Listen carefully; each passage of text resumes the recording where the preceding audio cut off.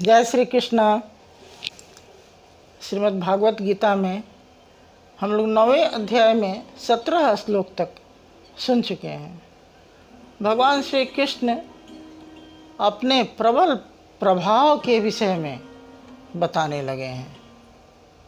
भगवान श्री कृष्ण 17वें श्लोक में कहते हैं कि पिता अहम अस्य जगतः माता धाता पितामह वेद्यम पवित्रम ओंकारम ऋक् साम यजु एवच। तो मैं ही पिता हूँ पालन पोषण करने वाला, मैं ही माता हूँ उत्पन्न करने वाला, और मैं ही पितामह हूँ जिसमें जो मूल उद्गम में प्रवेश पाते हैं। मैं ही धारण करने वाला हूँ, मैं ही वेदों के तीनों ऋक् साम यजु हूँ, यजुर्वेद हूँ, मैं ही हूँ। भगवान श्री कृष्ण यहाँ सब कहते हैं कि मैं हूँ। अगले श्लोक में कहते हैं 18वां श्लोक में गति भर्ता प्रभु साक्षी निवासः शरणम सुहत प्रभवः प्रलयः अस्थानम निधानम बीजम अव्ययम। भगवान श्री कृष्ण यहाँ कहते हैं गति, जो परम धाम होता है वह गति मैं हूँ। मैं ही भरण पोषण करने वाला भर्ता हूँ। मैं ही प्रभु यानी सबका स्वामी हूँ, और मैं ही शुभाशुभ देखने वाला साक्षी स्वरूप हूँ, और मुझ में ही सभी वास स्थान पाते हैं। सभी अर्थात मुझ में सभी शरण लेते हैं। मैं ही प्रत्युपकार न चाहते हुए सबका हित करने वाला हूँ। मैं ही प्रलय और उत्पत्ति का कारण हूँ। मैं ही, मुझ में ही सभी स्थान प्राप्त करते हैं। मैं ही कहते हैं जिसमें सूक्ष्म रूप से जब प्रलय होता है तो मुझ में ही सभी प्रवेश करते हैं। मैं ही अविनाशी आत्मा हूँ, मैं ही सबका कारण हूँ, बीज कारण हूँ।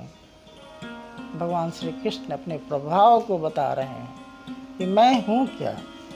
भगवान श्री कृष्ण अर्जुन को बता रहे हैं, कहते हैं तपामि अहम अहम वर्षम निग्रहामि उत्सृजामि च अमृत च एव मृत्यु च सत असत च एव अहम अर्जुन। कहते हैं तपामि अहम, मैं ही सूर्य रूप से तपाता हूँ, मुझसे ही प्रकाशित होता है सूर्य। अहम वर्षा, मैं ही वर्षा को आकर्षण करने वाला हूँ, मैं ही बरसाता हूँ। मैं ही अमृत हूँ जिसे पाकर लोग मुक्ति प्राप्त करते हैं। मैं ही मृत्यु का कारण हूँ, मैं ही मृत्यु हूँ। मैं ही सत्य और असत्य हूँ। हे अर्जुन, मैं ही सत्य और असत्य हूँ। असत्य की तो सत्ता नहीं है और सत्य का अभाव नहीं है, परंतु हम समझ नहीं पाते हैं। हम असत्य की ही हमेशा याचना करते हैं भगवान से। जो कुछ भी है नाशवान है, अविनाशी तो बस परमात्मा है। उसे प्राप्त करने के लिए हम आकांक्षा नहीं करते हैं, परंतु जो असत की कामना करता है वह पूजन करता है।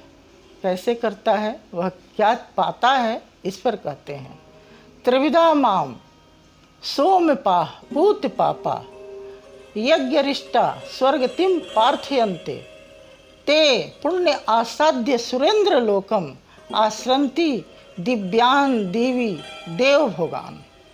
कहते हैं कि 3 वेदों में ऋक् साम यजु में जो सकाम कर्म के करने का जो फल बताया गया है, जो सोम रस को पीने वाले हैं, जो पाप रहित पुरुष हैं, वह स्वर्ग की कामना करते हैं, वह स्वर्ग चाहते हैं, और देवताओं को पूजकर वह दिव्य भोग को स्वर्ग में जाकर के भोगते हैं, क्योंकि वे जो कामना करते हैं वह उन्हें स्वर्ग में प्राप्त हो जाता है।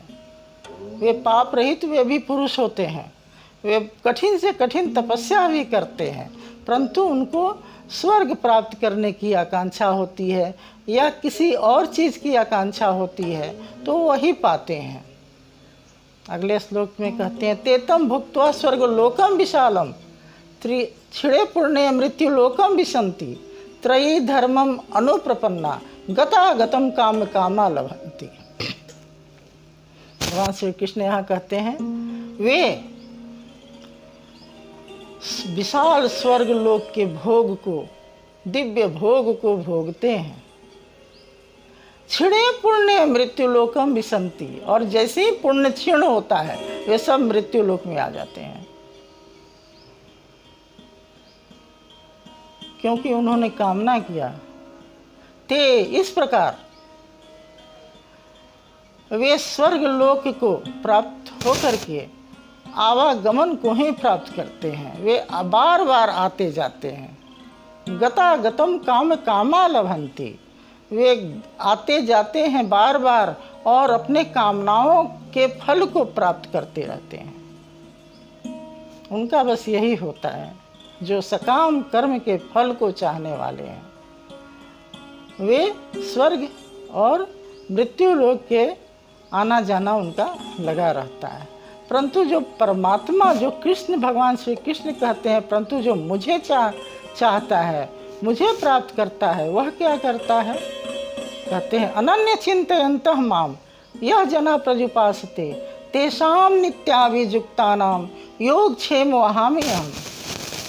कहते हैं, जो मुझे चाहता है, जो परम पुरुष परमात्मा को चाहता है, वह अनन्य भक्ति से, एक भक्ति से उपासना करता है, आराधना करता है, नित्य निरंतर लगे रहता है परमात्मा को प्राप्त करने के लिए, न कि किसी भोग को प्राप्त करने के लिए। नित्याम वे युक्त रहता है परमात्मा से।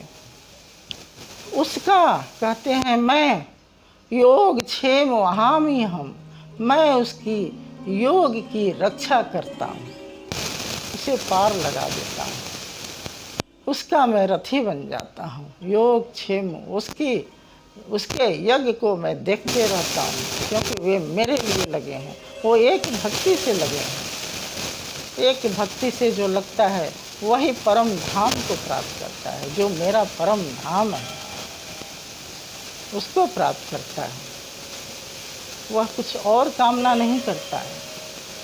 यहाँ कहते हैं भगवान श्री कृष्ण, परंतु जो कामना करता है उसके विषय में अगले श्लोक में कहते हैं, ये अपि अन्य देवता यजन्ते श्रद्धान्विता ते अपि मामेव कौन्तेय यजन्ते अविधिपूर्वकम। कहते हैं, जो अन्य देवता का पूजन करता है वह भी मुझे ही श्रद्धा से पूजता है। ऐसा नहीं है कि किसी और, कोई और देवता है, देवी देवता, नहीं, मैं ही हूँ, मुझे ही श्रद्धा से पूजता है।